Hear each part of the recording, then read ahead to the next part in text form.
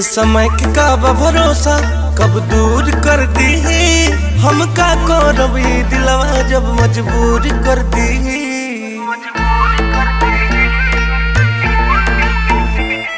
इस समय के का भरोसा कब दूर कर दी हम का करब दिलवा जब मजबूर कर दी। अबू की ना मिले तू जब तुहे बुलाइब हो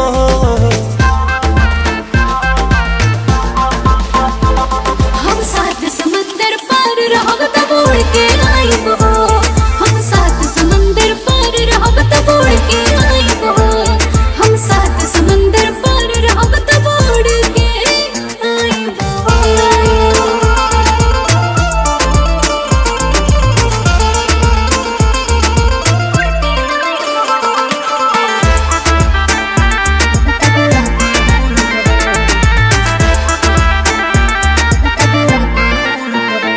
डोली चढ़ के सनम तू तो चल जाइबू हमारा किस्मत से कहियो निकल जाइबू।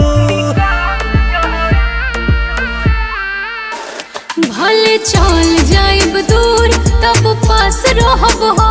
पहिला प्यार है तोहार कब खास रहब हो। तोहरा बिन हम जी अपना नहीं मर पाइब हो।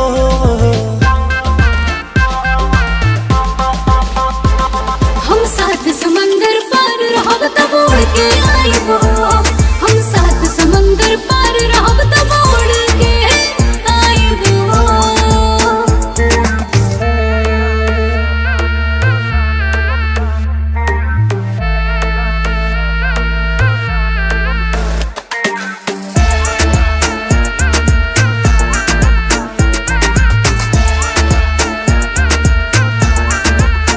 ओ धीरे धीरे मोहब्बत खत्म हो जा रही हमारा खातिर तोहार प्यार कम हो जाई।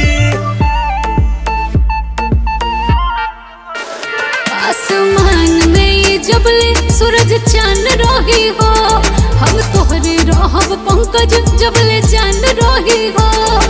तू भूल जाइबू हमके तोहे भूल न पाइब हो।